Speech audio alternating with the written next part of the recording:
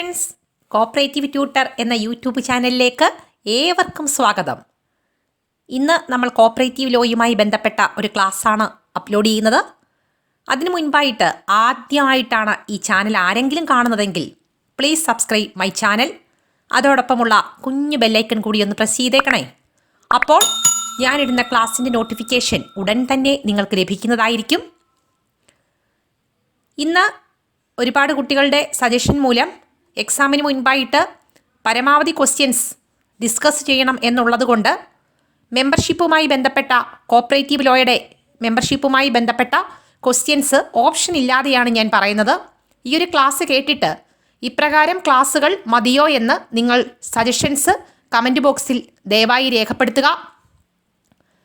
First question: A person shall be eligible for admission as a membership of a society if he has attained the age of.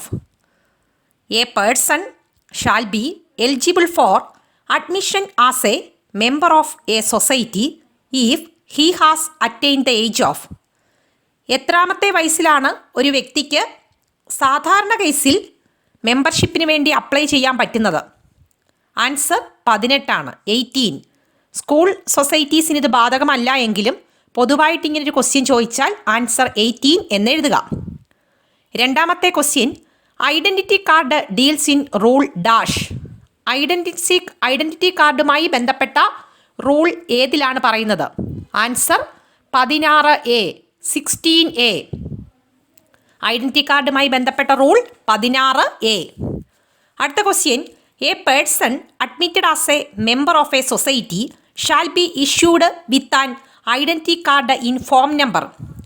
ഒരു വ്യക്തിക്ക് identity card issue ചെയ്യുന്നത് ഏത് form നമ്പറിലാണ്? Form number 6A 6A ആണ് form number. അപ്പോൾ rule 16Aയും form number 6Aയും.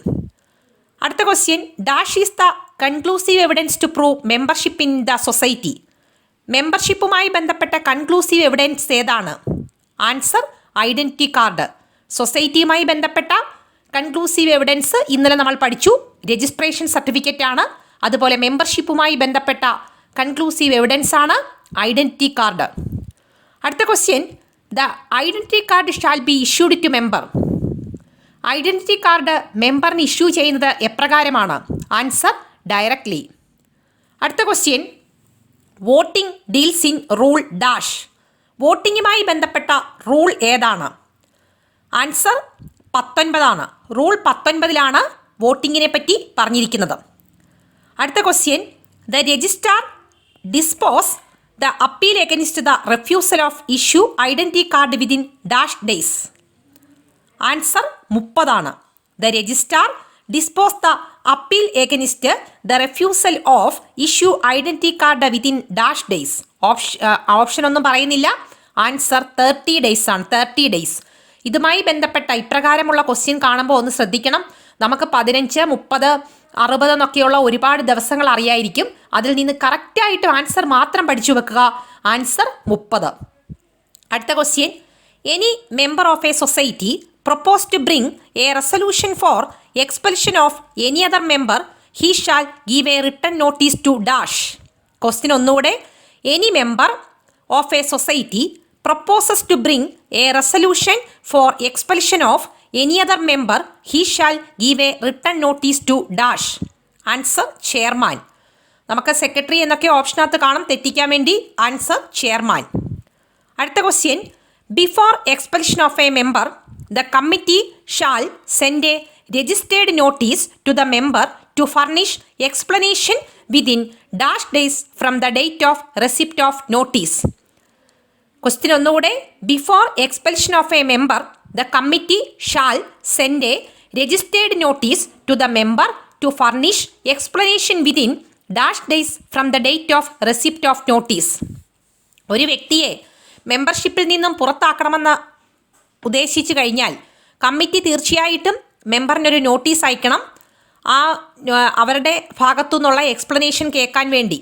അപ്പോൾ അത് എത്ര നാളിനകം പുറന്തള്ളണമെന്ന് ആലോചിച്ച് കഴിഞ്ഞാൽ എത്ര നാളിനകം ആ നോട്ടീസ് അയച്ചിരിക്കണമെന്നാണ്.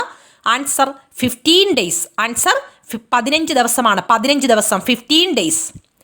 അടുത്ത question: share capital payable to the nominee of deceased member shall be ascertained in unlimited liability society on the basis of. Unlimited liability follow ചെയ്യുന്ന ഒരു സൊസൈറ്റി ആണെങ്കിൽ അവിടുത്തെ ഒരു മെമ്പർ മരണപ്പെട്ട് കഴിഞ്ഞാൽ അവരുടെ നോമിനീസിന് ഷെയർ ക്യാപിറ്റൽ കൊടുക്കുന്നത് എപ്രകാരമായിരിക്കും? ഈ ഒരു ക്വസ്റ്റ്യൻ ശ്രദ്ധിക്കുക. ആൻസർ ഇത്രയേ ഉള്ളൂ. Actual amount received. Actual amount received, ആ വ്യക്തിയിൽ നിന്നും ആക്ച്വലായിട്ട് സ്വീകരിച്ച എമൗണ്ട് എത്രയാണോ അതുമാത്രമേ നോമിനിക്ക് കൊടുക്കാറുള്ളൂ. ഇതുപോലെ തന്നെ ബന്ധപ്പെട്ടൊരു ക്വസ്റ്റ്യനാണ്. Share capital payable to the nominee of a deceased member shall be ascertained in limited liability society on the basis of. Limited liability follow ചെയ്യുന്ന ഒരു സൊസൈറ്റി ആണെങ്കിൽ അവിടുത്തെ അവിടുത്തെ ഒരു വ്യക്തി മരണപ്പെടുകയാണെങ്കിൽ ആ വ്യക്തിയുടെ നോമിനിക്ക് ഷെയർ ക്യാപിറ്റൽ പേയബിൾ ചെയ്യുന്നത് ഏത് അനുപാതത്തിലായിരിക്കും അല്ലെങ്കിൽ ഏത് ബേസിലായിരിക്കും? Answer on the basis of last audited balance sheet. On the basis of last audited balance sheet. അടുത്ത question. A member shall not be hold dash of total shares of the society. ഒരു മെമ്പറിന് സൊസൈറ്റിയുടെ മുഴുവൻ ഷെയറിൻ്റെ എത്ര ഭാഗത്തിലാണ് കൂടുതൽ acquire ചെയ്യാൻ പറ്റില്ല? ഓപ്ഷനകത്ത് 1/2, 1/3 എന്നൊക്കെയുള്ള ഓപ്ഷൻ കൊടുക്കും.